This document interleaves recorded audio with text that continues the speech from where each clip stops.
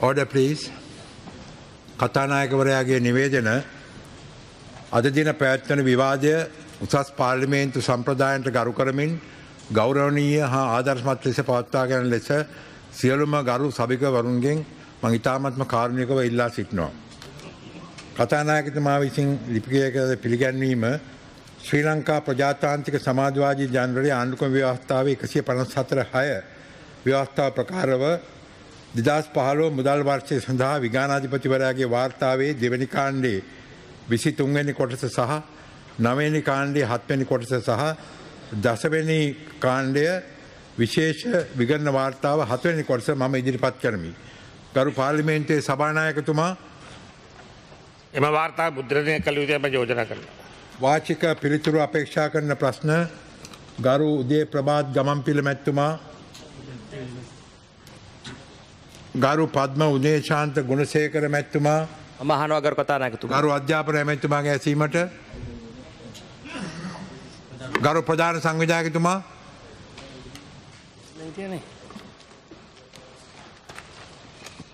ගරු කතානායකතුමනි, එක ගවේෂණය අවසන් කර නැත. වවුනියාව දිස්ත්‍රික්කයේ තුළ මේ වන විට හමු වී ඇති පුරාවිද්‍යාස්ථාන 50කි. දෙක දැනට සංරක්ෂණ කටයුතු සිදු කරනු නොලැබේ. 3 සංරක්ෂණ කටයුතු සඳහා මුදල් වෙන් කර නැත. 4 ස්ථාන කිසිවක් නොමැත. 5 අදාළ නොවේ. 6 අදාළ නොවේ. 7 ඇමුණුම 1 දැනට අනාවරණය කරගෙන නැති පුරාවිද්‍යාස්ථාන 50 පිළිබඳ වාර්තාව එක දිග වාර්තාවක් නිසා සභාගත කරනවා. 1 අදාළ නොවේ. ගරු කතානායකතුමනි, විශේෂයෙන් මේ පුරාවිද්‍යා වවුනියාව දිස්ත්‍රික්කයේ මම මේ අහලා තියෙන ප්‍රශ්නෙත් එක්ක ඔබතුමාගෙන් අතුරු ප්‍රශ්නයක් අහන්න ඕනි. ඔබතුමාගේ පහුගිය කාලේ විශේෂයෙන්ම සාම්පූර් ප්‍රදේශයේ මේ පුරාවිද්‍යා ඉතාමත් වැදගත් බෞද්ධ උරුමයක් විනාශ කළ තිබුණ දාගැබක්, ඒ වගේම 11 අවුරුද්දක් LTT ත්‍රස්තවාදී සමයේදී 11 අවුරුද්දක් LTT විසින් පාලනය කරපු LTT ග්‍රහණයට ලක් වෙලා තිබුණු ප්‍රදේශයක ඒ මොහොතේ ශ්‍රී ලංකා යුද හමුදාවට මේ සාම්පූර් ප්‍රදේශයේ මේ දාගැබ ආරක්ෂා කරන්න පුළුවන් වුණා. නමුත් තමුන්නාන්සේලාගේ රජය යටතේ මේ මහා වටිනා උරුමය ඩෝසර් කරලා විනාශ කරලා දැම්මා පහුගිය කාලේ. විශේෂයෙන් 1940 පුරාවිද්‍යා ආඥාපනත යටතේ ගරු කතානායකතුමනි අප ලබා නොදෙන වරදක්, බරපතල වරදක්. ප්‍රශ්න අහන්න ගරු මන්ත්‍රීතුමා ගහන්නේ මෙවැනි බෞද්ධ උරුමයන් විශාල මේකත් එක්කම එවැනි පුරාවිද්‍යා ස්ථාන බෞද්ධ උරුමයන් විශාල ප්‍රමාණයක් පහුගිය කාලේ විනාශයේ මුඛයට පත් වෙලා තිබෙනවා. අපේ මොනරාගල දිස්ත්‍රික්කෙත් මේ වගේ ආකාරයේ වාර්තා වුණා. නමුත් අපි දකින්නේ නැහැ මේ සම්බන්ධව ගනු ලබන නීතිමය පියවර හා ඒ සම්බන්ධව ගත යුතු සෑම ආකාරයකම පියවර තමුන්නාන්සේලාගේ රජයේ විසින් පැහැදිලි ලෙස ගන්නවා කියලා අපිට පේන්නේ නැහැ. මේ සම්බන්ධව ඔබතුමාට ගන්න මේ සම්බන්ධව රජයේ තීරණේ අදහස එහෙම නැත්නම් මෙවැනි පුරාවිද්‍යා විනාශයන් සම්බන්ධව පසුගිය කාලේ වෙච්ච වාර්තා පිළිබඳ පාර්ලිමේන්තුවට ඉදිරිපත් කරලා ඒ සම්බන්ධව ගත හැකි ප්‍රයවර පිළිබඳව පැහැදිලි වාර්තාවක් මේ පාර්ලිමේන්තුවට ඉදිරිපත් කළ හැකිද? ගරු ප්‍රධාන සංවිධායකතුමා ඉදිරියේදී ඒක පුළුවන් කරන්න. හොඳයි. දෙවෙනි ප්‍රශ්නේ ප්‍රශ්නලි. ඊළඟට ගරු ආචාර්ය බන්දුල ගුණවර්ධන මැතිතුමා ගරු කර්මාන්ත වාණිජ මැතිතුමාගේ ඇසීමට. මේ ප්‍රශ්නේ අසනව ගරු කතානායක.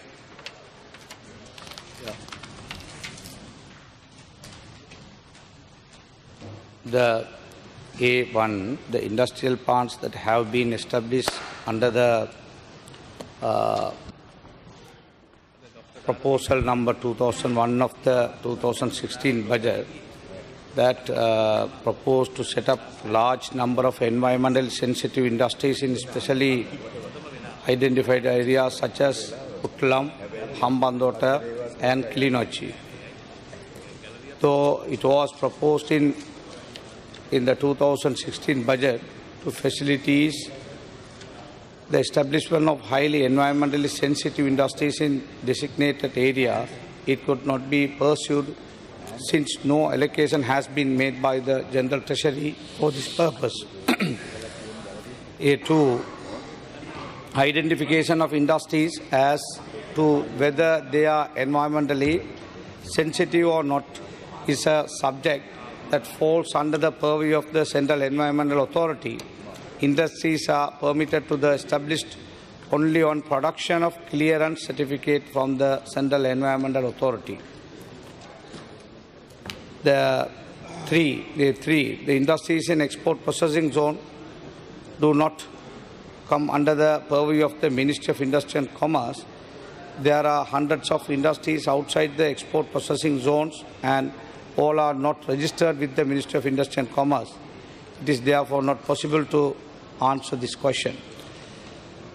A4, generally the government does not allow the establishment of industries that cause damage to the environment when environmentally sensitive industries are established. The government take measures to ensure that countermeasures are taken to prevent pollution of the environment. ගරු කතානායකතුමනි මගේ පළවෙනි අතුරු ප්‍රශ්නය දැන් ගරු කර්මාන්ත කටයුතු පිළිබඳ අමාත්‍යතුමා පිළිගත යුතු වෙනවා ඉතා පැහැදිලි ජාතික කර්මාන්ත ප්‍රතිපත්තියක් නොතිබීම නිසා එතුමට අපනයන සැකසුම් කලාපය තුළ පිහිටවන පරිසර සංවේදී කර්මාන්ත පිළිබඳ පිළිතුරු දෙන්න පුළුවන්කමක් ඇති වෙලා නැහැ. මම දැනගන්න කැමති දැන් මේ යෝජනාව ඉදිරිපත් කරපු අයවැය යෝජනාව අනුව පරිසර සංවේදී කර්මාන්ත පිහිටවන ප්‍රදේශ නිශ්චිත වශයෙන් නම් කරලා තියෙනවා. පුත්තලම හම්බන්තොට කිලිනොච්චිය වැනි ප්‍රදේශවල. දැන් මේ පුත්තලම හම්බන්තොට කිලිනොච්චිය වැනි ප්‍රදේශවල මෙවැනි පරිසර සංවේදී කර්මාන්ත ආරම්භ කරනවා කියලා යෝජනාව දාන්න නැත්තේ ඔබතුමා සමග කතා කළාද නැද්ද? දැන් මුදල් අමාත්‍යාංශය අනුමත කරේ නැත්නම් කර්මාන්ත අමාත්‍යවරයා වශයෙන් ඔබතුමා සමග සාකච්ඡා කරලා ප්‍රතිපත්තිමය වශයෙන් එකඟතාවයක් ඇතුවද මුදල් අමාත්‍යාංශය ආයවැය ලේඛනයේදී මේ යෝජනාව ඉදිරිපත් කළේ? Honorable Minister. ඒ සම්බන්ධව දවස්වල අපි ප්‍රොපෝසල් තිබ්බට රමතුමා ආරම්භ වැඩ කටයුතු අපි අමාත්‍යාංශයයි එන්වයරන්මන්ටල් ඔතොරිටි සම්බන්ධ වෙලා ඔක්කොම කරා. දැන් අන්තිම මුදල් නැති නිසා ඒක අපිට බැරි වුණා කරන්න. අපි බලාපොරොත්තු වෙනවා මේ වැඩපිළිවෙල මේ අවුරුදු ගෙනියන්න. මගේ දෙවෙනි අතුරු ප්‍රශ්නය එහිදී දැන් එදා ඒ යෝජනාව අනුව බැරි වූ බව එතුමා පිළිගන්නවා. මම ඒ ගැන ස්තුතිවන්ත වෙනවා පිළිගැනීම ගැන. ඊළඟ අවුරුද්දේ ආරම්භ කරනකොට ඔබතුමා මේ පරිසර සංවේදී කර්මාන්ත කියලා නිර්වචනය කරන් තියෙන්නේ කොයි වගේ කර්මාන්ත? ඒ සඳහා පාවිච්චි කරන දර්ශකයේ කුමක්ද? මෙන්න මේ නිශ්චිත වශයෙන් අයිඩෙන්ටිෆයි කරලා තියෙනවද? පරිසර සංවේදී කර්මාන්ත කියන්නේ මේවයි කියලා ලයිස්තුවක් මට දෙන්න පුළුවන්ද ඔබතුමාට? පසු පරිසර සංවේදී කර්මාන්ත කියන්නේ මොනවද කියලා? අප ක්‍රයිටීරිය එකක් අපේ සෙන්ට්‍රල් එන්වයරන්මන්ටල් ඔතොරිටි ඇතුළු අපේ අමාත්‍යාංශය අංශය එන්වයරන්මන්ටල් අංශයක් තියෙනවා. මේක තුළ ඒවා ක්‍රයිටීරියක් හදලා තියෙනවා. ඒවා ඔබතුමාට ඉදිරිපත් කරන්න පුළුවන්. හොඳයි බොහොම ස්තුතියි ගරු චමින්ද විජේසිරි මැතිතුමා ගරු බුද්ධ ශාසන ඇමතිතුමාගේ ඇසීමට. මහානගර කතානායකතුමා. මාසයක් උඟක් විස්තර කවකට තියෙනවා මාසයක් කලින්. හොඳයි බොහොම ස්තුතියි ගරු බිමල් රත්නායක මැතිතුමා ගරු අධ්‍යාපන ඇමතිතුමාගේ ඇසීමට. මහානගර කතානායකතුමා. එක මෙම තනතුර සඳහා මධ්‍යම සංස්කෘතික අරමුදලේ 200 වැනි පාලක මණ්ඩලයේ අනුමැතිය මත එක් නිලධාරියෙක් පත් කර ඇත. 2 පත් කර ඇති නිලධාරී සංඛ්‍යාව 1යි. තනතුර ව්‍යාපෘති සම්බන්ධීකරණ අධ්‍යක්ෂ. 3 මධ්‍යම සංස්කෘතික අරමුදලේ 4 ඊ වගන්තිය ප්‍රකාරව පාලක මණ්ඩලයේ අනුමැතිය අර්ථයේ බදවාගෙන ඇත. එසේ මෙම තනතුර සඳහා කරන ලද පත්කිරීම පාලක මණ්ඩලයේ අනුමැතිය අනුව ආයතනයේ අවශ්‍යතාවය සඳහා සීමිත කාල සීමාවක් සඳහා පමණක් කරන ලද්දකි. 4 බඳවා ගැනීමේ පරිපාලනයේ මෙම තනතුර නොමැති බැවින් තනතුරේ කටයුතු කිරීමට හැකියාව හා දැනුම ඇති අයෙකු తాවකාලිකව මෙම තනතුරට බඳවාගෙන ඇත. 5 පාලක මණ්ඩලයේ අනුමැතිය පරිදි 45130ක මූලික වැටුපක් හා රජයේ අනුමැති දීමනා ගේීමට කටයුතු කර ඇත. අදාළ නොවේ. ගරු ඇමතුමනි මේ ඔබතුමා හතරවෙනි ප්‍රශ්න මේක 1/4 දුන්න පිළිතුර අවම අධ්‍යාපන සුසුකම් ගැන පැහැදිලි කිරීමක් කරන්න පුළුවන්? අවම කියන්නේ සාමාන්‍ය පෙළ සමත් ඒ වගේම උසස් පෙළ දක්වා තමයි තියෙන්නේ. කරු කතානායක අතුරු ප්‍රශ්නයක් නෙමෙයි. දැන් සාමාන්‍ය පෙළ සමත් සහ උසස් පෙළ දක්වා කියන එකේ වෙනසක් නැහැ නේ ඇමතුමා. උසස් පෙළ මම චෙක් කරන්නම් මම දන්න විදිහට උසස් පෙළ කරලා සමත් වෙලා තියෙන මම දන්න විශ්වවිද්‍යාලෙ ගිහින් නැහැ. ඒක මොකද හොයලා ඉදිරිපත් කරන්න පුළුවන් නේ ගරු ඇමතුමා. ඔව්. හරිද? දැන් පිළිතුර ලබා දෙන්න. ඇමතුමා. ඇමතුමා පිළිතුරක් දැන් ලබා දෙනවද පස්සේද? මම පස්සේ දෙන්නම් කරු කතානායක බලන්න. හරි. බොහොම ස්තුතියි ගරු ඩග්ලස් දේවානන්ද මැතිතුමා. ගරු වෛද්‍ය නලින්ද ජයතිස්ස මැතිතුමා ගරු උසස් අධ්‍යාපන මහාමාර්ග ඇමතිතුමාගේ ඇසීමට මම අහනවා ගරු කතානායකතුමා. අයන්න එක ජීව විද්‍යාව විෂය ධාරාවෙන් 2015 වර්ෂයේ පෙනී සිටි ශිෂ්‍ය සංඛ්‍යාව යාපනයේ දිස්ත්‍රික්කයේ 1232යි, කිලිනොච්චිය දිස්ත්‍රික්කයේ 173යි, මන්නාරම දිස්ත්‍රික්කයේ 235යි, මුල්ලතිව් දිස්ත්‍රික්කයේ 196යි, වවුනියාව දිස්ත්‍රික්කයේ 309යි.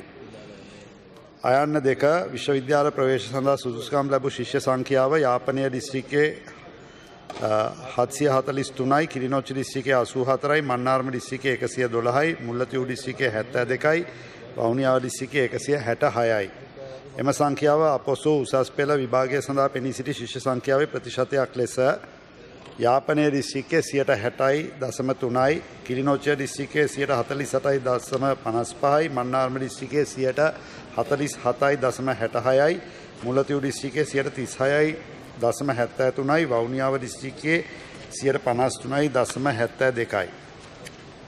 අයන්න ඊළඟට වෛද්‍ය පීඨ සඳහා තෝරා අයන්න 3 වෛද්‍ය පීඨය සඳහා තෝරාගනු ලැබූ ශිෂ්‍ය සංඛ්‍යාව යාපනයේ දිස්ත්‍රික්කයේ 56යි, කිලිනොච්චිය දිස්ත්‍රික්කයේ 5යි, මන්නාරම දිස්ත්‍රික්කයේ 6යි, මුල්ලතිව් දිස්ත්‍රික්කයේ 5යි, වවුනියාව දිස්ත්‍රික්කයේ 15යි. එම සංඛ්‍යාව විශ්වවිද්‍යාල ප්‍රවේශ සඳහා සුදුසුකම් ලැබූ ශිෂ්‍ය සංඛ්‍යාවේ ප්‍රතිශතයක් ලෙස යාපනයේ දිස්ත්‍රික්කයේ 7.5යි, කිලිනොච්චිය දිස්ත්‍රික්කයේ 5.9යි, මන්නාරම දිස්ත්‍රික්කයේ 5.3යි, මුල්ලතිව් දිස්ත්‍රික්කයේ 6.9යි, වවුනියාව දිස්ත්‍රික්කයේ 9යි 0.4. අයන්න 4 ඇමුණු මංක අනුව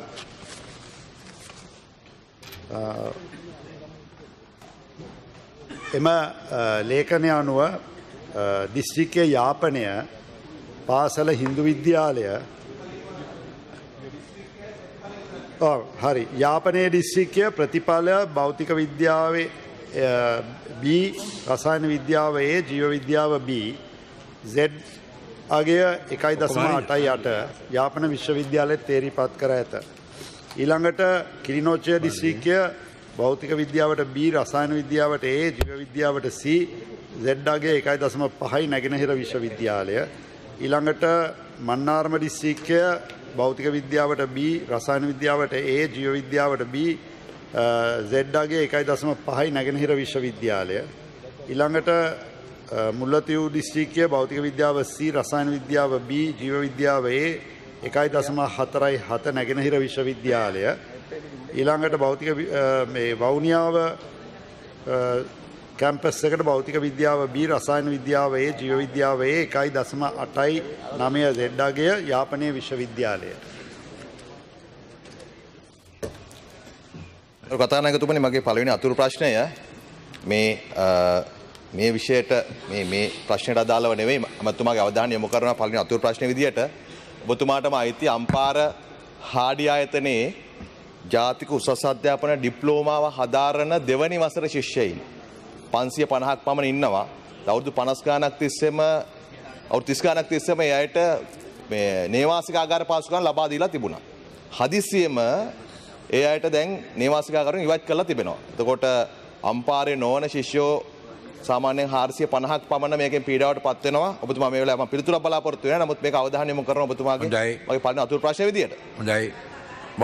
බොම ඇමතුමාගේ අවසරය ඇතිව ගරු ඇමතුමිය. ඔව්.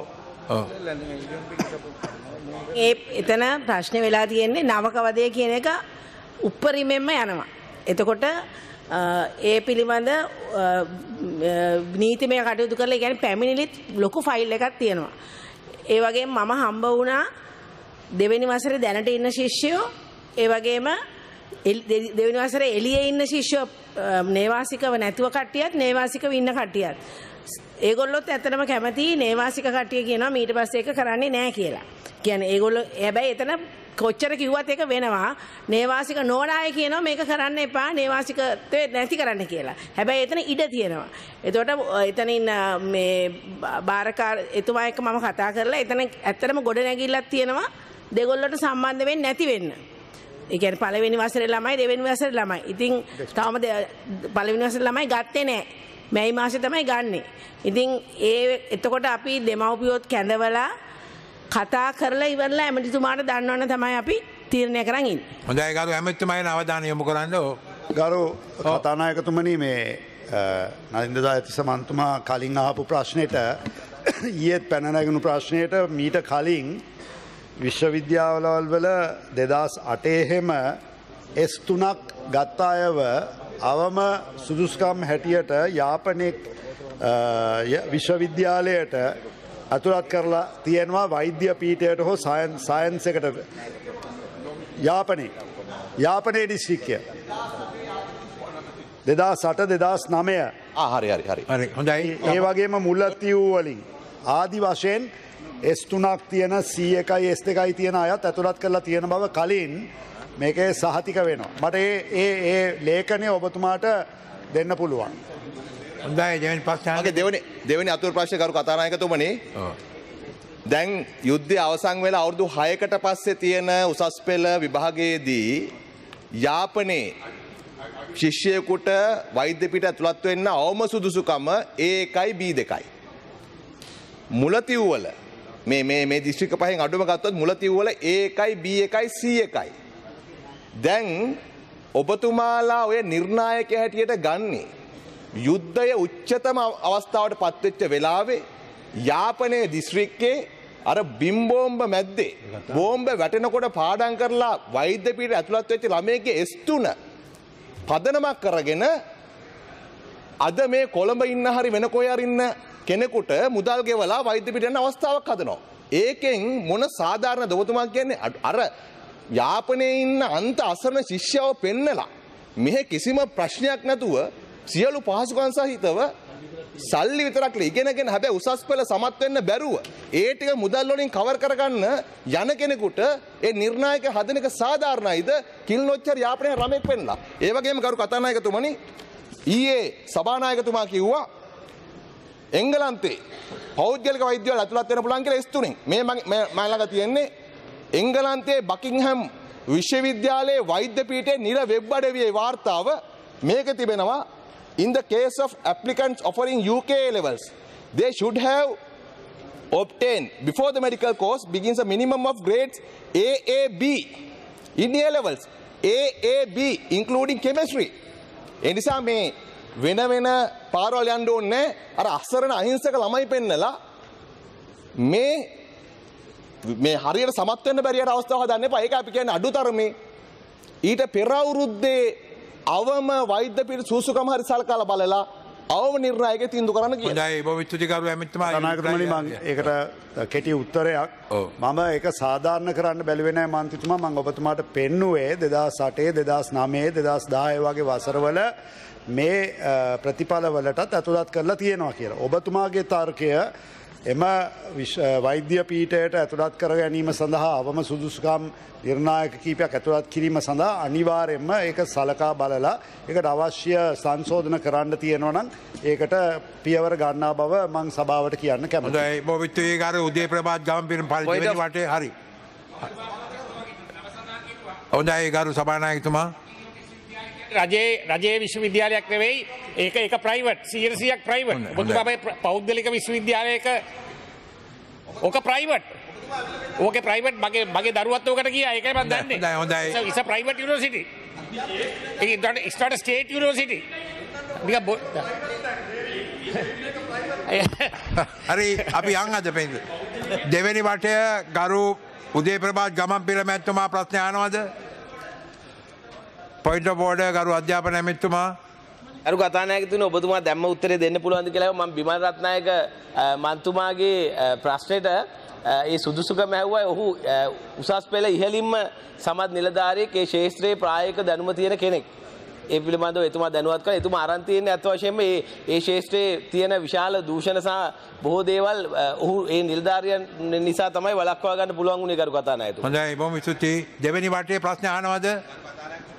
ගරු බිමල් රත්නායක මැතිතුමා පොයින්ට් ඔෆ් ඕඩර්.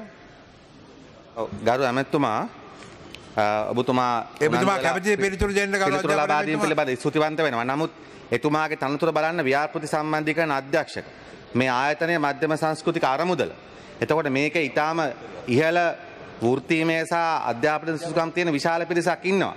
එතන මේ තනතුරත් එක්ක තමයි මේ ප්‍රශ්නේ පැන නගින්නේ. මොකද අඩු සුදුසුකම් තියෙන පුද්ගලයන් උසස් පෙළ කියන එක මම කියන්නේ නොසලකාරිට කියලා. නමුත් මේ ආයතනයේ ව්‍යාපෘති සම්බන්ධීකරණ අධ්‍යක්ෂ තනතුරකට එවැනි පුද්ගලයෙක් දැම්මාම ඒ ආයතන කඩාගෙන වටනවා කියන එකයි මට කියන්න ඕනකම තිබුණේ. ඔබතුමා පිළිතුරු ලබා දීපලද ස්තුතියි. ගරු අධ්‍යාපන ඇමතිතුමා. ඔබතුමා දන්නවා මධ්‍යම සංස්කෘතික අරමුදල කියන්නේ දූෂිත ආයතනයක්ව තිබුණා. කෝටි ගානක ගසාකෑම් හොරකම් කිරීම මේකේ දිගින් දිගටම තිබුණා. එතකොට මධ්‍යම සංස්කෘතික අරමුදලේ මම ඒව ගැන වැඩි කියන්නේ නැහැ. නමුත් මේ මධ්‍යම සංස්කෘතික අරමුදලේ ඇත්තටම ආදායම දැන් 100%කින් වැඩි කරන්න පුළුවන් උනේ අපි මණ්ඩලයේ වශයෙන් ගත්ත ක්‍රියාමාර්ග නිසා. මොකද කරු කතානායකතුමනි ඒ නිසා තමයි විහාරස්ථාන දහසකට ඔය මේ බෙදා හැරීම් කරන්න පුළුවන් උනේ. මේ නිලධාරියා කියලා තමයි ඔන්ලයින් ටිකට් ක්‍රමය හඳුන්වා දුන්නේ. විශේෂයෙන්ම මේ පහුගිය කාලේ ඔය අපි මධ්‍යම සංස්කෘතික අරමුදලට ආණ්ඩුවෙන් සල්ලි දෙන්නේ නැහැ. විදේශීය සංචාරකයන්ගෙන් තමයි ඒ ටිකට් පත් වලින් මුදල් සපයා ගන්නෙ. ඒවා බස් දෙක තුනක් ආපුවම විදේශීය සංචාරකයෝ මේවා එක එක විදිහට ගියේ. ආරක්ෂක විධික්‍රම පාවිච්චි කළ මේ අධ්‍යක්ීම් තියෙන නිලධාරී. මොකද අපි මේ මලියදේ විද්‍යාලයට ගිය සාමාන්‍ය පෙළ හොඳටම සමත් වෙච්ච උසස් පෙළත් හොඳටම සමත් වෙච්ච මේ ශාස්ත්‍රයේ අධ්‍යක්ීම් තියෙන නිලධාරීත් තමයි මේ දාලා තියෙන්නේ. අපිට උපාධාරියෙක් දැම්ම කියලා මේ ප්‍රශ්න වලට විසඳුම් නැත්තම් අපිට කරන්න දෙයක් නැහැ. ඉතින් පාලක මණ්ඩලයේ අනුමැතියෙන් දාන්න පුළුවන්කම තියෙනවා ඒ වගේ අධ්‍යක්ීම් තියෙන නිලධාරී. බලන්න ඕනේ මේකේ මේ මධ්‍යම සංස්කෘතික අරමුදල මේ අවුරුදු 3ට වෙලා තියෙන වෙනස්කම් ආදායම් විපීම් ගසාකෑම් නැවැත්වීම් මේ පිළිබඳව මම හිතන්නේ ඔබතුමාගේ අවධානය යොමු කරන්න කියලා මම ඉල්ලා හිටියා. හොඳයි බොහොම ස්තුතියි. අපි දෙවෙනි වටය ගරු උදේ ප්‍රභාත් ගමන්පිල මැතිතුමා ප්‍රශ්න අහනවා ගරු ප්‍රධාන සංවිධායකතුමා. කල් ඉල්ලා තිබෙනවා. හොඳයි. හය ගරු ඩග්ලස් දේවානන්ද මැතිතුමා. Opposition question, anybody asking that? සභාගත කරනවා. හොඳයි. ප්‍රධාන කටයුතු ආරම්භයේදී වන විෂයාංක 1 පාර්ලිමේන්තුවේ සභානායකතුමා. I move item 1 sir. සභාව එක්කද? Aye. විෂයාංක 2 පාර්ලිමේන්තුවේ සභානායකතුමා. I move item 2 sir. සභාව එක්කද? Aye. ප්‍රධාන කටයුතු අග්‍රාමාත්‍යතුමා සහ ජාතික ප්‍රතිපත්ති ආර්ථික පිළිබඳ අමාත්‍ය ගරු රාජ් නික්කොන්සිංහ මහතා කෙරෙහි විශ්වාස බංගත්වය පිළිබඳ යෝජනාව ඉදිරිපත් කිරීමට ගරු දිනේෂ් ගුණවාදන මැතිතුමා. ගරු කතානායකතුමනි, අද දින ගරු අග්‍රාමාත්‍ය හා ජාතික ප්‍රතිපත්ති ආර්ථික කටයුතු අමාත්‍ය ගරු රනිල් වික්‍රමසිංහ මහතා කෙරෙහි විශ්වාස භංගත්වයක් ඇති වී තිබෙන යෝජනාව අත්සන් තබන ලද සියලු මන්ත්‍රීතුමන්ලා වෙනුවෙන් මේ අවස්ථාවේදී ඉදිරිපත් කරනවා. ඒ වාගේම ඉදිරිපත් කරමින් මම සඳහන් කරන්නට කැමති මේ යෝජනාවේ ප්‍රධාන වන්නේ විශ්වාසය භංගත්වයට පත්වීමයි. There is no confidence in the Prime Minister. Whether the House has confidence in the Prime Minister or not is a very serious issue. පළවෙනියෙන් සඳහන් කරන්න කැමති අපේ රටේ වර්තමාන ආණ්ඩුව පළමු වරට ප්‍රධාන වශයෙන් දිවුරුම් දුන්නේ ජනවාරි මාසයේ 8 වෙනිදා. ජනවාරි මාසයේ 8 වෙනිදා දිවුරුම් දීමෙන් පසු අපි දන්නවා අග්‍රාමාත්‍යතුමාගේ යටතට මධ්‍යම බැංකුව පත් කිරීමේ ක්‍රියාවලිය ආරම්භ වුණා. මධ්‍යම බැංකුවේ අධිපතිවරයා හැටියට අර්ජුන මහේන්ද්‍රන් නැමැති සිංගප්පූරු පුරවැසියාව පත් කිරීම සිදු වුණා.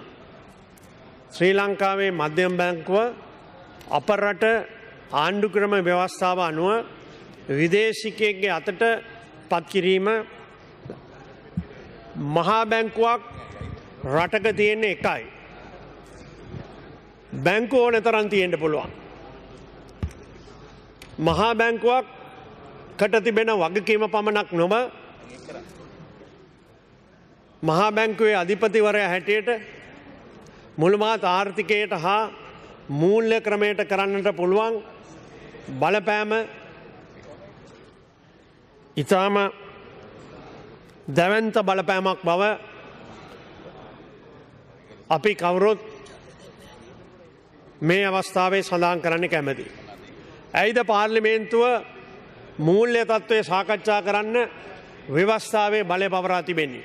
පාර්ලිමේන්තුව මහජන නියෝජිතයන්ගෙන් සමන්විත වන නිසා. පාර්ලිමේන්තුව මූල්‍ය ප්‍රතිපාදන මූල්‍ය පාලනය පිළිබඳ ප්‍රධාන වගකීම මෙහෙවන නීතිමය බලය තියෙන්නේ පාර්ලිමේන්තුවට. මේ බලය අනුව අපේ රටේ ආණ්ඩු ගණනාවක් තුළ අපි ඇතිකර තිබෙන විශ්වාසය මූල්‍ය ක්‍රමයට සහ පක්ෂපාතීත්වය මූල්‍ය ක්‍රමයේ ප්‍රධානයා ශ්‍රී ලංකාවේ පුරවැසියක් වීමෙන් ඇති බැඳියාව හා කටයුතු කිරීමේ වගකීම උල්ලංඝනය කරමින් ශ්‍රී ලංකා මහා බැංකුව අග්‍රාමාත්‍යතුමාගේ යටතට ගැනීම සිදු වුණා. මුදල් ඇමතිවරයාගේ යටතේ තිබෙන මහා බැංකුව ප්‍රධාන වශයෙන් නිර්දේශ කිරීම හා සම්බන්ධ කටයුතු එසේ ඉවත් කිරීමෙන් අර්ජුන මහේන්ද්‍රන් මහතා සිංගප්පූරු පුරවැසියෙක් මහා බැංකුවේ අධිපතිවරයා හැටියට පමණක් නොව ඒ සමගම ඇතිවන මූල්‍ය මණ්ඩලයේ සභාපතිත්වයත් ඔහුට පැවරුවා. මේ ප්‍රධාන හා ජාත්‍යන්තර බැඳියාවන් ක්‍රියාත්මක කරන මුළුමහත් රටේ ආර්ථිකයට බලපාන මේ වගකීම පවරන ලද පුද්ගලයා කිසිම රටේ පිළිගත් සම්මතයකට කටයුතු නොකරන පුද්ගලයෙක් බව දැනගනිමින් කටයුතු කිරීමට නිර්දේශ කරපු වගකීම ගරු අග්‍රාමාත්‍යතුමා විසින් දැරුවා. ඒක හංගන්න දෙයක් නැහැ. අගමැතිතුමා මේ සභාවේදී පිළිගෙන තියෙනවා. අගමැතිතුමා නිර්දේශ කළා තමයි අර්ජුන මහේන්ද්‍රන් මහතා පත් කර දෙන්නේ. ඒ පිළිබඳ වගකීම අග්‍රාමාත්‍යතුමාට පැවරේ. අග්‍රාමාත්‍යතුමා නිර්දේශ කරපු පුද්ගලයා කෙරෙහි ඇති විශ්වාසය හා ඒ පිළිබඳ ඇති බැඳියාව මත ඔව් විසින්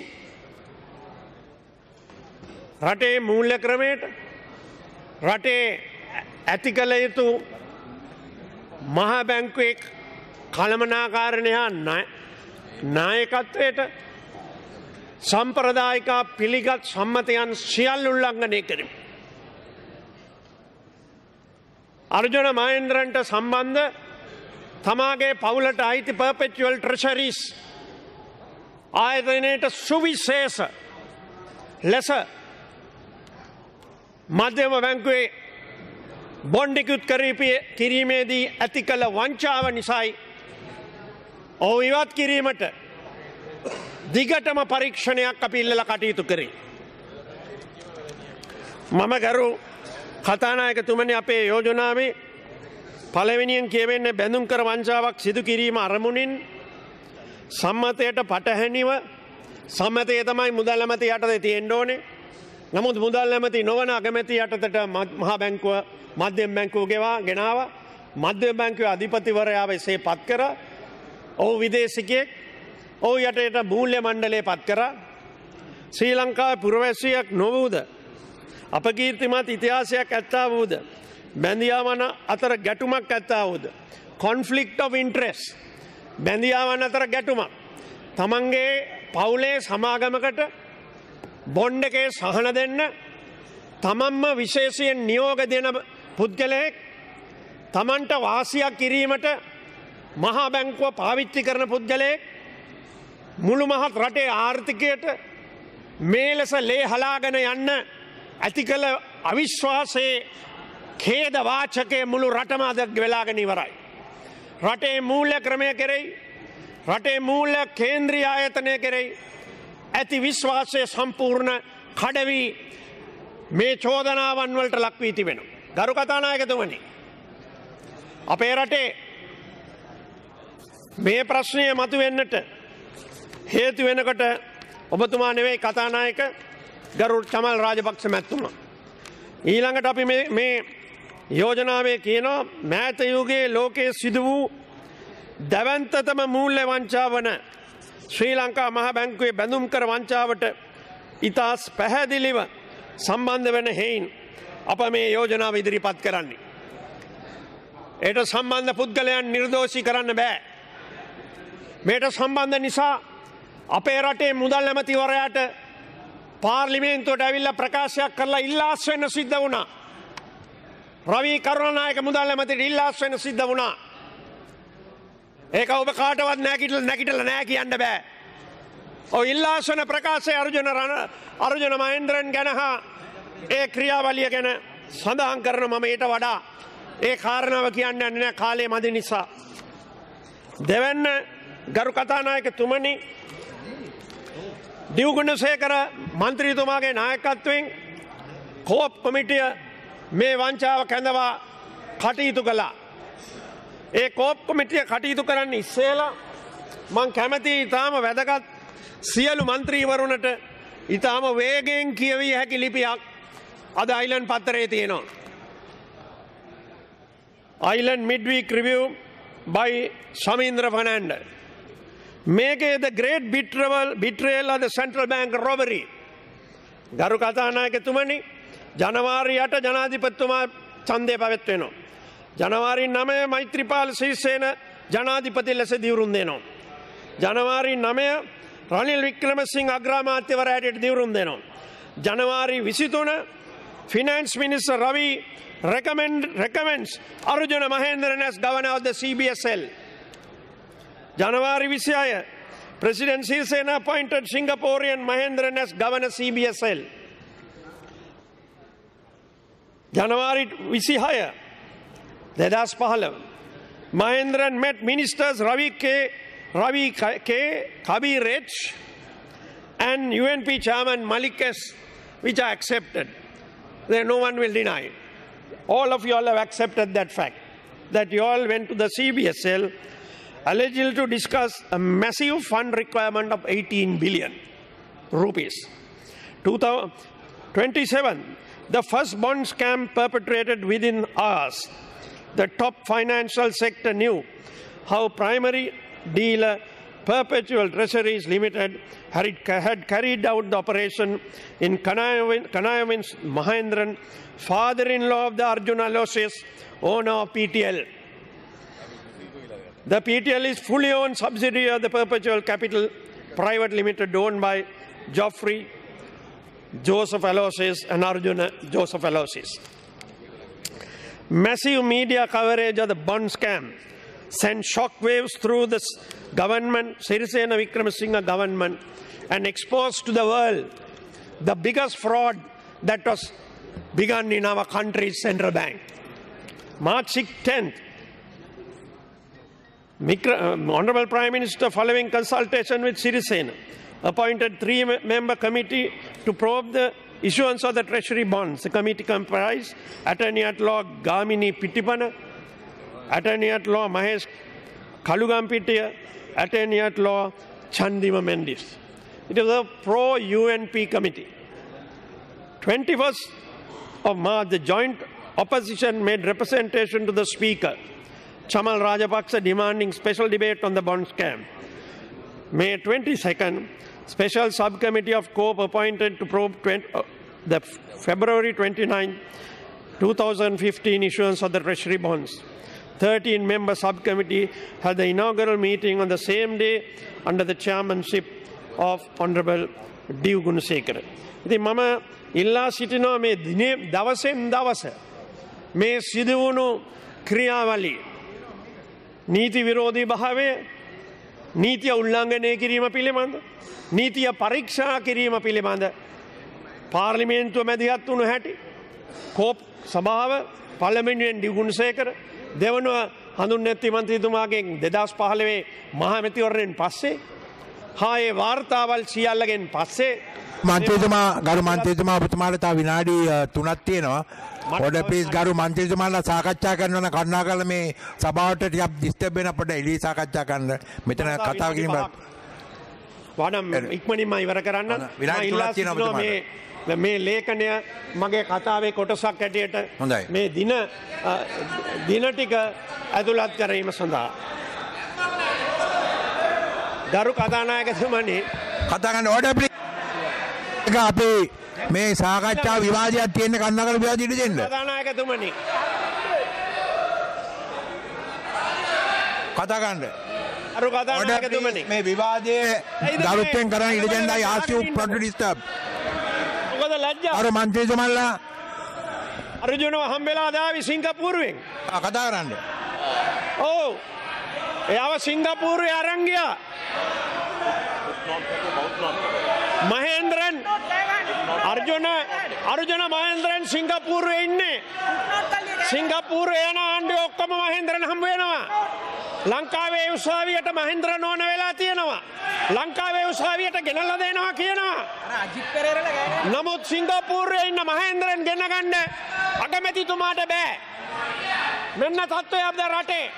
මම ඒ නිසා ඔබතුමාට කියන්නේ මේ කෝප් වාර්තාව දෙකින් පස්සේ ගරු කතානායකතුමනි මේ කෝප් වාර්තාව අතර 2015 පෙබරවාරි 27 perpetual treasuries විසින් බිලියන ගාණක්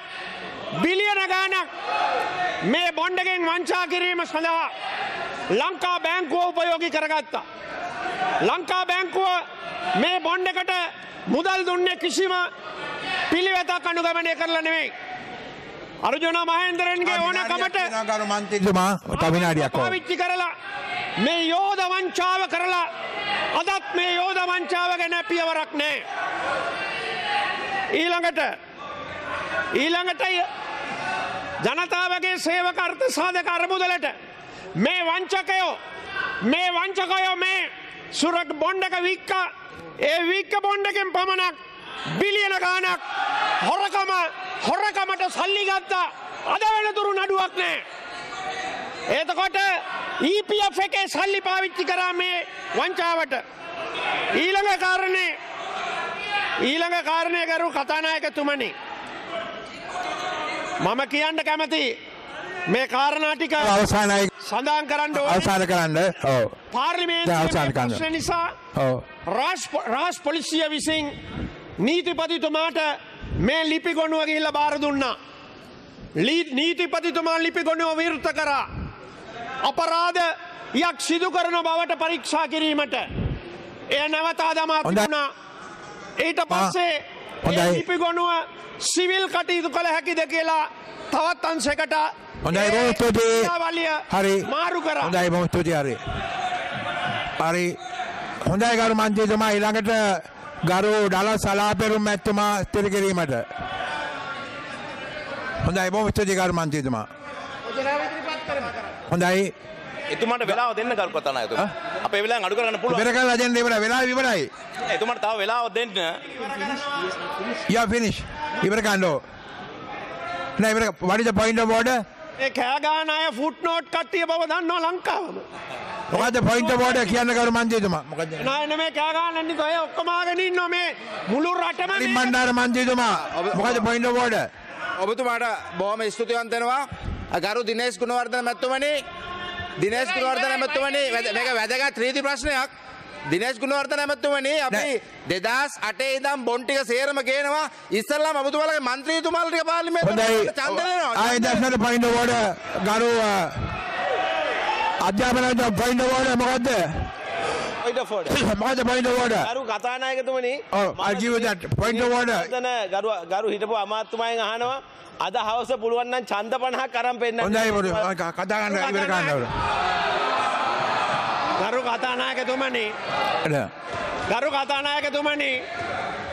කතානායකතුමනි මේ පොයින්ට් ඔෆ් ඕඩර් ගෙනාවු මන්ත්‍රීලා දෙන්නගෙන් මං අහනවා පොල් ගෙඩිය රුපියල් 100ට විකුණපු කාලය ලංකාවේ පොල් ගෙඩි වලට තිබුණාද කියලා. ඔබලාගේ ආසන දෙකෙන් ඇති වෙලා තියෙන තත්ත්වේ හැම ගෙයක්ම විලාප දෙනවා මේ හොරකම හා ආර්ථික අර්බුදෙන් අද පොල් මිල වැඩි කරලා තියෙන മന്ത്രി දිනේෂ් ගුණවර්ධන මහත්මයා අවසන් කරන්න. හරි. මම කියනවා එතකොට මේ නීතිපතිට යවපු ලිපිගොනුවට මොකද වුනේ? ලිපිගොනුව ක්‍රියා විරහිත වුණා. නීතිපති විශ්‍රාම ගියා. අලුත් නීතිපති කෙනෙක් ආවා. ඒ ලිපිගොනුවට මොකද වුනේ? මේක තමයි අපිට මෙවැනි කාරණා නිසා තමයි මේ හොඳයි ගරු මන්ත්‍රීතුමා අවසන් කරන්න වෙලාව අවසන් වෙනවා. හරි. ගරු කතානායකතුමනි 2015 මහමැතිවරණය පැවැත්වීමට ජනාධිපතිතුමා විසිරුවා හැරීම පිළිබඳ කතාවේ සඳහන් කරා අර්ජුන මහේන්ද්‍රන්ව පත් කරන්න එපයි කියලා මම කිව්වා කියන වචන ටික ජනාධිපතිතුමාට තිබුණ දැනුමක් අර්ජුන මහේන්ද්‍රන්ට බාර දුන්නොත් නරියට කුකුල් කොටුව දුන්නා වගේ තමයි කියලා. එතකොට ඒ චෝදනාව කරමින් පාර්ලිමේන්තුව විසිරුවා හැරියා. දිවුගුණසේකර වාර්තාව පාර්ලිමේන්තුවට දෙන්න හෙට තිබුණා නම් අද විසිරුවා හැරියා. ඒ තුලින් ආවරණය කරා මේ මහා වංචාව කල්දමමින් මගහරින්න අවසන් කරන්න මන්ත්‍රීතුමා මහේන්ද්‍රනට ඉඩ දුන්නා. හොඳයි. මම ඒ නිසා කර අවසන් මයි ගේට් පොයින්ට් ඔෆ් ඉරුණාට දෙන්නම් ඔව්. මට ජූනි මාසේ මේ ප්‍රශ්නය ගරු අග්‍රාමාත්‍යතුමාගෙන් ඇහුවා. අනපෙරුම් මැතිතුමා මොකද්ද පොයින්ට් ඔෆ් ඕඩර්? 2015 ජූනි මාස 3 වෙනිදා. මට තියෙන ප්‍රශ්නේ තමයි ගරු කතානායකතුමනි සුමනදාස අමරසිංහ මහත්තයාට නැකත හතර දුන්නා විශ්වාස බංගට. නෑ අඩි වෙන්න. ඉවර ගන්න ගරු මන්ත්‍රීතුමා. ගරු කතානායකතුමනි ඔබ මුහුණ දෙන්න තත්ත්වය අපිට තේරෙනවා. ඔව් කියන්න. ඔව්. නමුත් පාර්ලිමේන්තුව ගඳ ගස්සවලා තියෙන තත්ත්වය ඔබටත් ඒ ගඳ තියෙනවා. හොඳයි කියන්න. මේක විතරක් මතක තියාගන්න. මේ වංචාව පිළිබඳ ගඳ අද ලංකාව පුරා සහ ලෝකේ පුරා ගිහිල්ලා ඉවරයි. සමර වික්‍රම ඇමතිතුමා කියනවා ඊයේ රටට විදේශ ආයෝජකයන් එන්නේ නැහැ කියලා. රටකට විදේශ ආයෝජකයෝ එයිද? මුදල් පිළිබඳ මහා බැංකුවේ ලොකුම වංචාව වෙනකොට රුපියල බාල්දු වෙනකොට මූල්‍ය ක්‍රමය අස්ථාවර වෙනකොට රටේ නීතිය කඩා වැටෙනකොට මහජනයාට ජීවත් වෙන්න බැරි වෙනකොට රටක අද අග්‍රාමාත්‍යතුමාගේ නායකත්වයෙන් ඇති වී තිබෙන තත්ත්වය ඒකයි. ඒ නිසා මම කතාව අවසන් කරන්න. කොච්චර කාල වෙලා දෙනවද? ජූනි මාසේ 3 වෙනිදා. ගරු කතානායකතුමනි 2015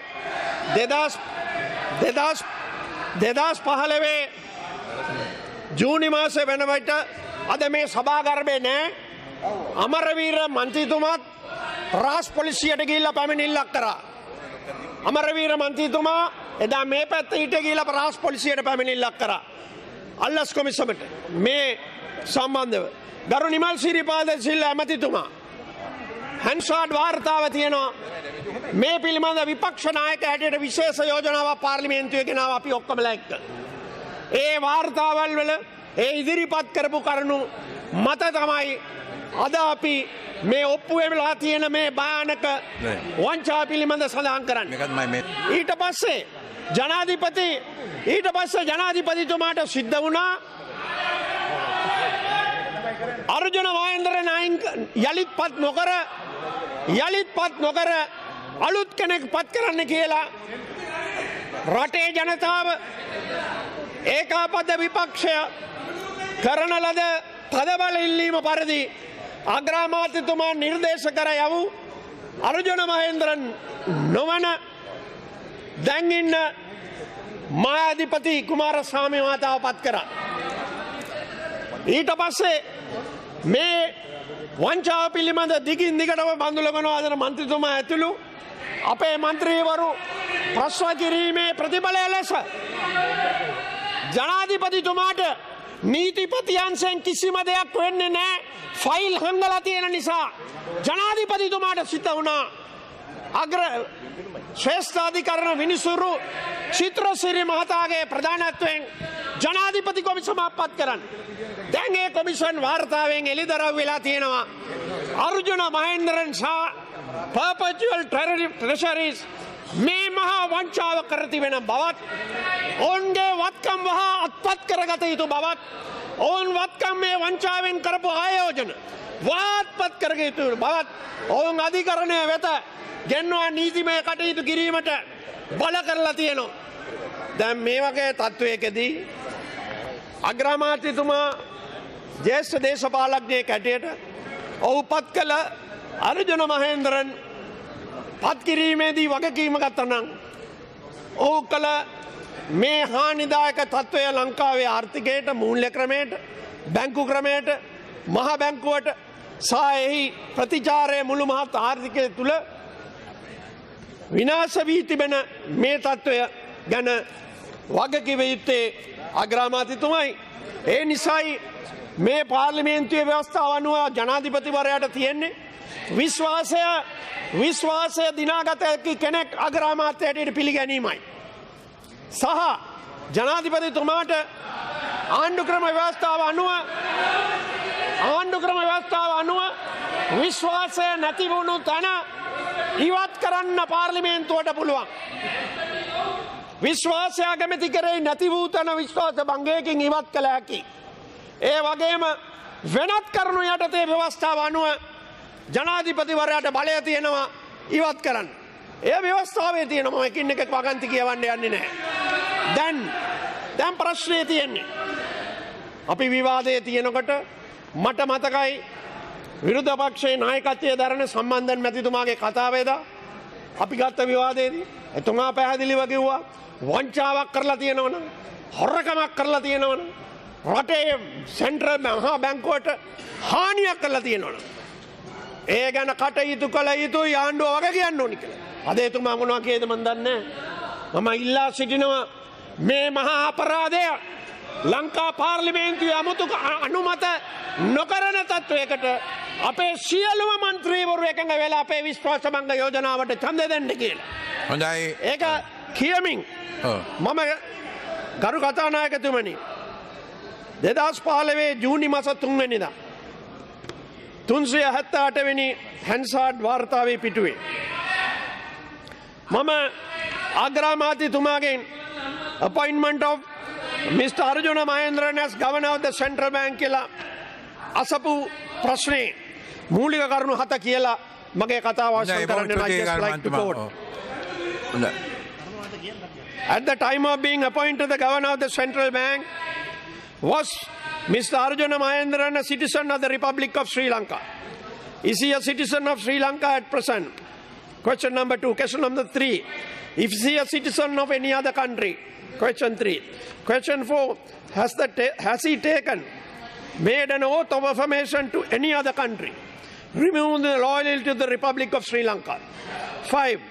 Has he made the oath of affirmation required by the laws of the Sri Lanka before embarking upon the duties of the office of the governor of the central bank?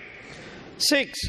Did he have the capacity to take or make the required oath affirmation in view of any conflicting oath affirmation to any other country? 7. Does the Honourable Prime Minister agree that there are ample grounds for invoking Section 16C of the Monetary Law, which declares that the governor can be removed if he does not if he has done any act or thing which, in the opinion of the President, is manifestly opposed to the objects and interests of the Central Bank and the Constitution of Sri Lanka? This is the question I posed. The Prime Minister answered, but he never answered these key questions I raised. And today, we are in 2018. After 3 years of public agitation, professionals agitation, parliamentary agitation, reports, commissions, no action has been taken to bring back Arjuna Mahendran to court. The Prime Minister and his government has failed. Prime Ministers and government allowed him to leave the country. Aduma was saying, ඒකවත් කරන්න ඕන කමක් අග්‍රාමාත්‍ය සුමාසා ආණ්ඩුවට තිබුණේ නැහැ. ඒ තුලින් මේ මහා වංචාව පිළිබඳ ඇති කරපු කිසිම ක්‍රියාවලියකට ගත්ත පියවරක් සාධාරණත්වයෙන් රට හෝ ආයතනය හෝ ඒ පාර්ලිමේන්තුව විසින් නිර්දේශ කරන ලද වාර්තාවල් අනුව කටයුතු කරලා නැහැ. තේවැනි අග්‍රාමාත්‍යතුමේ කියන එක කියන්න නැතුව අපි කියන්නේ විශ්වාසයක් නැහැ. ඒ නිසා ඔබතුමා යන විශ්වාස භංගත්වය සාර්ථක කර ගැනීම සඳහා සියලු මන්ත්‍රීවරුන්ට පක්ෂ වේදයන්ගෙන් තොරව තමුන්ගේ වෙන වෙන යෝජනාවල් තමුන්ට එන්න පුළුවන්. ඒ යෝජනාවල් වලට වඩා මුළු රටම බලන් ඉන්නවා. මුළු රාජ්‍ය සේවයම බලන් තියෙනවා. මුළු මූල්‍ය ආයතන සහ ජාත්‍යන්තරයේ බලන් ඉන්න ආර්ථිකය කඩා වැටිලා ආරාජික වෙච්ච රටක් බවට පත් වෙලා වැඩක් කරගන්න බැරි තැනට ලංකාවම වැටිලා ඒ කනගාටුදායක තත්ත්වයෙන් ගොඩ එන්න නම් මේ විශ්වාසභංග යෝජනාවට ඡන්දය දීලා අද සවස ඒ විශ්වාසභංග යෝජනාව ජනතාවගේ නාමයෙන් ගෙන මේ යෝජනාව ජයග්‍රහණය කරවන්නට කියලා ආයාචනය කරමින් ගරු ඩලා සලාපෙරු මැතිතුමා ගරු කතානායකතුමනි ජාත්‍යන්තර වශයෙන් අතිශයම වැදගත් වන්නා වූ එවැගේම ජාතික වශයෙන් ඊටාම ප්‍රයෝජනවත් එවැගේම වැදගත් වන්නා වූ දිනේෂ් ගුණවර්ධන මැතිතුමා විසින් ඉදිරිපත් කරනු ලැබූ යෝජනාව මම ස්ථිර කරනවා. ඒ වගේම එකපද විපක්ෂය වෙනුවෙන් ස්ථිර කරන අතරේ මෙරටේ මිලියන 22ක් වූ මහා ජනතාවගේ හෘද ස්පන්දනය තේරුම් ගන්න හෘද සාක්ෂියට අවනතව කටයුතු කරන මේ සභාව තුළ ඉන්න සීලම මන්ත්‍රීවරුන්ගෙන් ඊට පක්ෂව ඡන්දය පාවිච්චි කරන්නයි කියලා ඉල්ලා සිටිමින් මම මේ යෝජනාව ඉතාම ගෞරවයෙන් ස්ථිර කරනවා. අර ලක්ෂ්මන් කිරියල්ල මැතිතුමා ඔබතුමාට විනාඩි 10ක් තියෙනවා. ගරු කතානායකතුමනි මම මගේ මිත්‍ර දිනේෂ් ගුණවර්ධන මැතිතුමා බොහොම අමාරුවෙන් යාළුවට විරුද්ධවද කතා කරුවා. බොහොම අමාරුවෙන්. එතුමාගේ වෙනද තිබ්බ ස්වරයක් තිබ්බේ නැහැ. මං හිතන්නේ විවාදය පටන් ගන්නකොටම හුලම් බැහැලා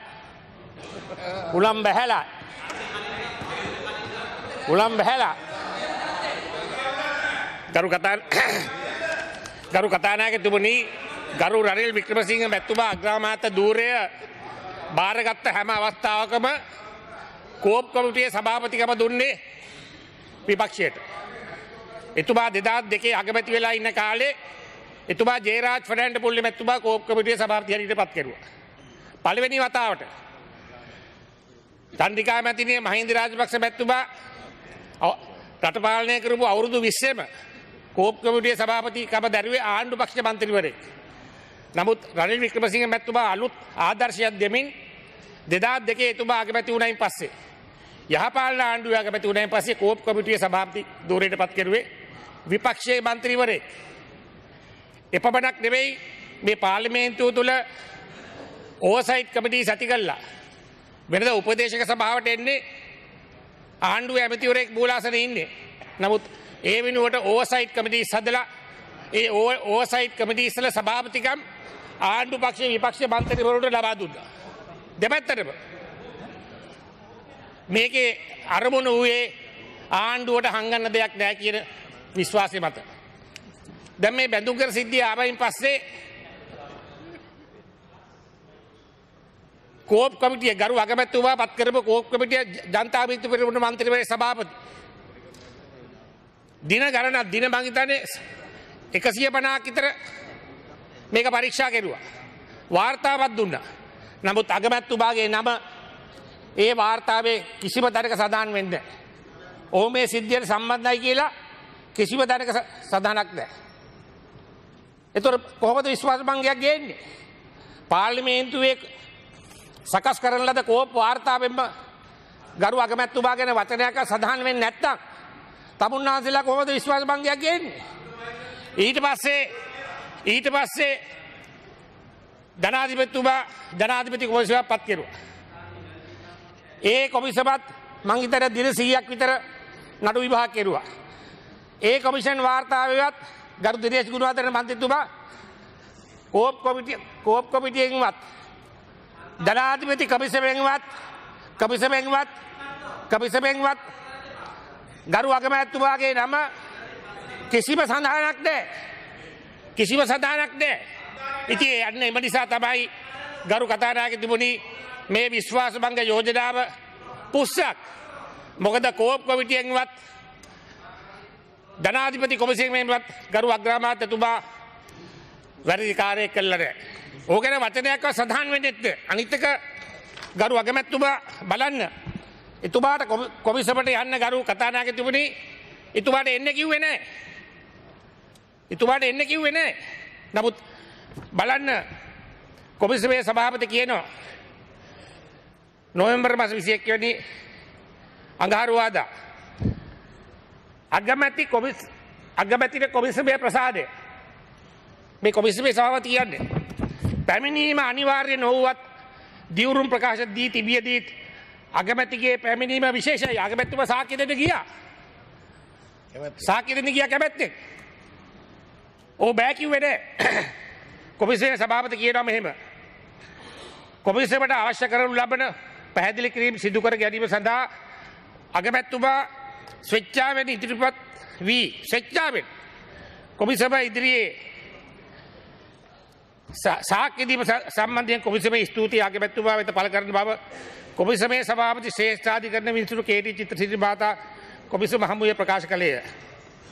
අගමැතිතුමා වෙත කොමිසම විසින් යොමු කරන ලද ප්‍රශ්න සඳහා එතුමා දිවුරුම් පෙස්සමක් කොමිසම වෙත පිළිතුරු ලබා දී තිබුණු බව පැවසූ විනිසුරු චිත්‍රසිරි මහතා අගමැතිතුමාට යොමු කර තිබුණු 28 වැනි ප්‍රශ්නයට අදාළ නිරවුල් කර ගැනීම සඳහා තාත් ප්‍රශ්න කිහිප 20ක් සම්බන්ධයෙන් පැහැදිලි කිරීම. එතුමා කැමැත්තෙන් ගියේ.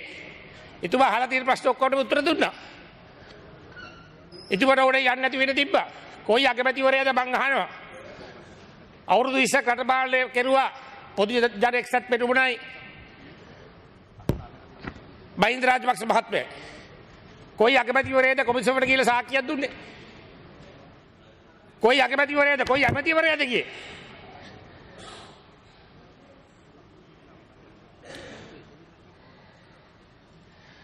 තාම එහෙමත් කියන අගමැතිතුමා තම වටිනා කාලය කැප කරමින් කොමිසමට සහාය දක්වමින් අදාළ ප්‍රශ්නවලට දිවුරුම් ප්‍රකාශ මගින් පිළිතුරු සැපයමින් නිරවුල් කර ගැනීම සඳහා පැමිණීම කොමිසමේ විශේෂ ස්තුතියි. දිගින් දිගට කොමිසම අපේ ගරු අගමැතිතුමාට ස්තුති කෙරුවා. ඉතින් ඒකයි මම කියන්නේ. කෝප් වාර්තා බැගිතුමා වැඩිකාරයා වෙලා නැහැ. එතුමා ගැන වචනයක්වත් නැහැ. ජනාධිපති කොමිසමුත් නැහැ. එතකොට කොහොමද මේ විශ්වාස භංගයක් යෝජනාවක් ගේන්නේ? කොහෙද එතුමා වැඩිකාරය කරලා තියෙන්නේ? කොයි මණ්ඩලයේද? ඒ වගේම අගමැතිතුමා ප්‍රශ්න 48ටම පිළිතුරු දීලා තියෙනවා. දිවුරුම් පෙස්සන් හරහා. මේ දිවුරුම් පෙස්සන් කියවයින් පස්සේ කොමිසම තේරුම් ගත්තා. ඇත්ත වශයෙන්ම අගමැතිතුමා මේ සිද්ධියට කිසිසේත්ම සම්බන්ධකම් නැති බව. මගේ මිත්‍ර දිනේෂ් ගුණවර්ධන මැතිතුමා ඔබතුමා අර්ජුන මහේන්ද්‍රන්ගේ පත්වීම ගැන කතා කරුවා. මම ඔබතුමාට කියවනවා කොමිසම අර්ජුන මහේන්ද්‍රන් ගැන කියපු දේ. Mr. Arjuna Mahendran was appointed. නෑ මේ කොමිසම කියපු දේ. මම මේ කියන්නේ කොමිසම කියපු දේ. සභානායකතුමා අපිට විනාඩි 3ක් දෙනවා. 3 more minutes. You have 3 more minutes. Arjuna Mahendran මැතිතුමාගේ පත්වීම නීතියට පටහැනි පත්වීමක් නෙවෙයි කියලා මේ කොමිෂන් එක කියන්නේ මම නෙවෙයි. වළංගු කොමිෂන් එක මේ කොමිෂන් එක කියලා අහගෙන ඉන්න පොඩ්ඩක්. Mr. Arjuna Mahendran was appointed the governor of the CBSL on 23rd January 2015, and thus the appointment of Mr. Mahendran was made before the period of her mandate commenced, and we have no jurisdiction to determine the merits and demerits of that appointment. අවසාන වශයෙන් කියනවා, in these circumstances, the question of whether or not the fact that Mr. Mahendran was not a citizen of Sri Lanka precluded from him being appointed governor of the CBSL was not a question of law. ඒක නීති තර්කයක් නෙවෙයි. ඕ ලංකාවේ පුරවැසියෙන්ද නැද්ද කියන එක නීති තර්කයක් නෙවෙයි. Instead it was මේ කොමිෂන් එක කියන්නේ. මේ කොමිෂන් එක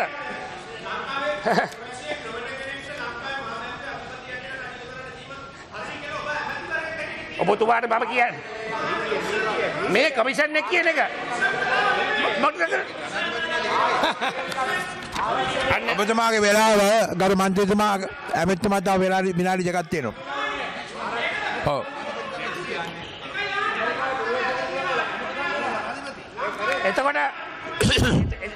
එතකොට ගෝඨාභය රාජපක්ෂ ඇමරිකාවේ පුරවැසියෙක් නෙවෙයිද? ගෝඨාභය රාජපක්ෂ දැන් ලෙව කකා යන්නේ. දැන් ගෝඨාභය රාජපක්ෂ ලෙව කකා යන්නේ. ඇමරිකාවේ පුරවැසියෙක් නේද? අනේ නිකන් ඉන්න. හොඳයි ගරු සභානායකතුමා කියන්න. ගරු I'll take 2 minutes, sir. How much? ගරු සභානායකතුමා තව විනාඩි You are taking additional time? Yes. කොච්චරද? Another 2 minutes more. 2 minutes, yeah, okay.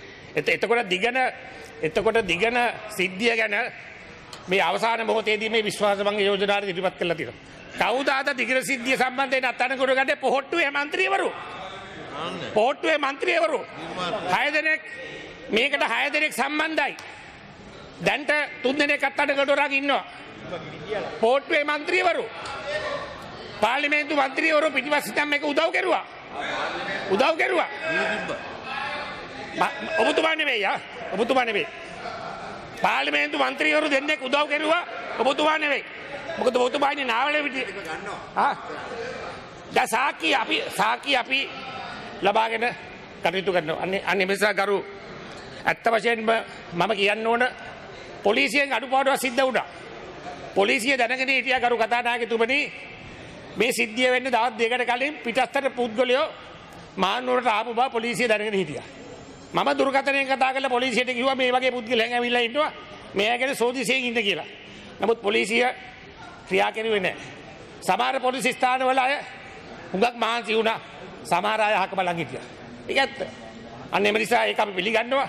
නමුත් මේ සිද්ධිය පත්තු කෙරුවේ පොහොට්ටුවේ മന്ത്രിවරු කියන එක මම නිර්භයව මේ අවස්ථාවේදී ප්‍රකාශ කරනවා. ඒ වගේම මගේ කතාවට අදාළ ලිපි ගණනාවක් සභාගත කිරීමට ඔබතුමාගේ අවධානය යොමු කරමින් මගේ වචන සල්පේ. බොහොම ස්තුතියි.